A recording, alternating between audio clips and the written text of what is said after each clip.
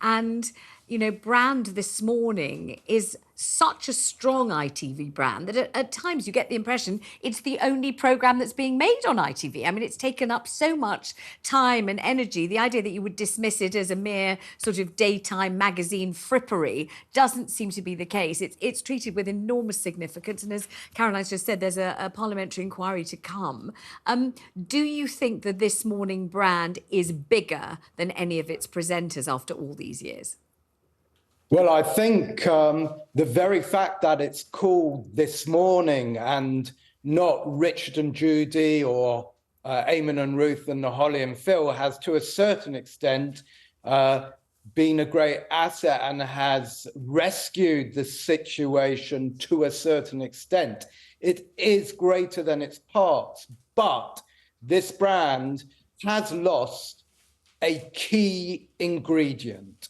And I think it's very important that they actually do something about it, and that they actually, instead of having a wrapper which has ingredient missing, it actually creates an excitement and an interest with actually delivering a product that is going to excite and distract from what has been very negative news. So you're saying that because it's called This Morning, it's in a way an insulated brand because it means this morning with whoever. It doesn't belong to anyone. It doesn't have anyone's name appended. That helps. Definitely helps. So well done. It wasn't my idea. It never is. It never is my idea. They always call it Vanessa Feltz. But if you say there's a kind of, do you think there's a kind of breakdown in expectation from the viewer, or do you think there's a breakdown in expectation from the media, or do you think really what people watching it want is, some news, some digesting of the news, some cooking, some fashion, some celebrity news, some, whatever's going on in the soaps, all the stuff that they love to kind of ingest every day? Do you think as long as This Morning keeps that coming and keeps the mood light, it'll endure? Yes, but a key asset that it has built over the years is warmth and trust. It's like a best friend, and it has continued to be a best friend week after week, month after month, year after year. And I think many viewers have felt that their best friend has somewhat let them down. So this trust and warmth really needs to be rebuilt, and pretty quickly. And how would you go about doing that? I mean, Holly, has emerged from this thus far completely unscathed in terms of, having to shoulder any blame for anything that's gone wrong or gone on. So she's trusted and loved and beloved and has been for years on that programme. So do you think that she is the right, strong and trusted pair of hands to continue to take it forward?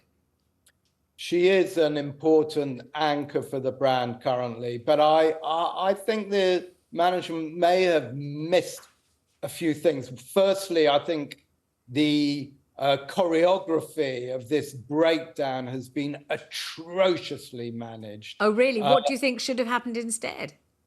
Well, it should have been anticipated, and it should have been dealt with, I believe, it appears, more honesty. There is so many question marks about the messages that the management delivered.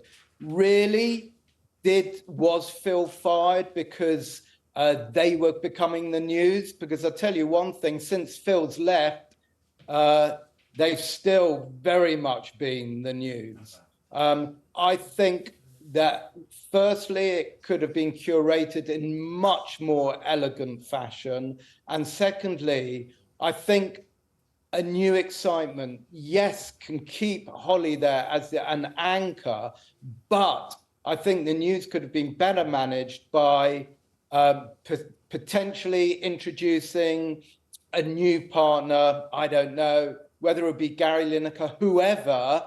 That would have been a great distraction from the negative news, or provided a schedule of new weekly partners sitting next to Holly. But at least help build the brand and refocus on positivity, not negativity. And not, there's almost a new term that's been developed, which is Philification.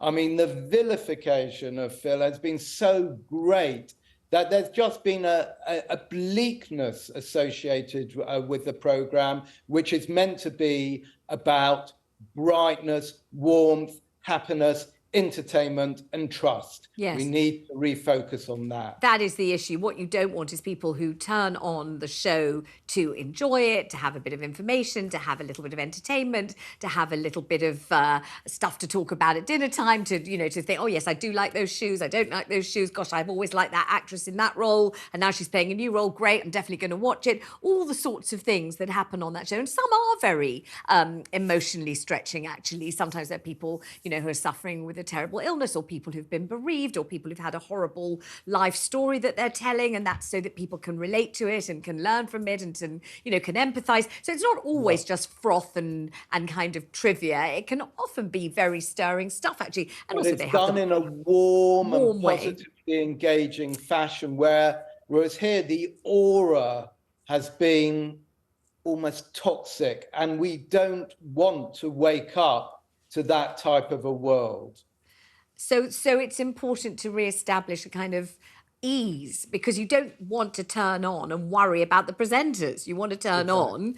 You've got enough worry in your own life going on. You want to turn on and kind of lose yourself in the excitement of what's going on there, not to have to have any kind of... This morning has been that platform for introducing the day to us, for setting the day up in positive fashion. And even when it's difficult news being delivered, it's done so with warmth and gentleness. And that's what we need to get back to, and quickly, because we're finding that the brand is being tarnished and tarnished. It needs a very good polish. Well, completely from the heart, I have to say, I hope that the show endures and survives, because I've so enjoyed A, watching it for years, over 30 years, I think, and B, being a part of it. And in fact, I have found every single time I've been on it, which must be thousands of times, I'm always looking at the next item. I'm always thinking, like, what is that? What are they doing there?